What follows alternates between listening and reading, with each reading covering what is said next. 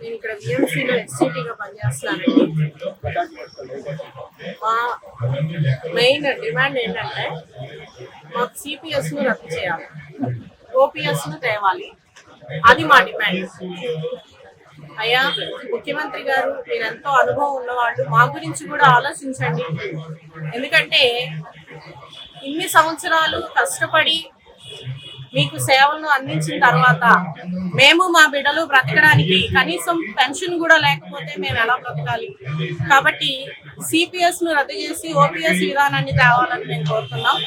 అలాగే పండుగ రోజు అందరికీ తాయిలాలు అందినాయి, మాకు మాత్రం ఆ బకాయిలు అలానే ఉంచారు డిఏలు. కాబట్టి వెంటనే 4 డిఏలను మంజూరు చేయాలి మీరు. అలాగే పిఆర్సీ కమిటీని వెంటనే నియమించి మాకు రావాల్సినటువంటి హక్కులను మాకు చెల్లించాలని మేము అడుగుతున్నాం సార్. వినయపూర్వకంగా మిమ్మల్ని అడుగుతున్నాము. అది మా హక్కు, మా హక్కులను మేము అడుగుతున్నాం.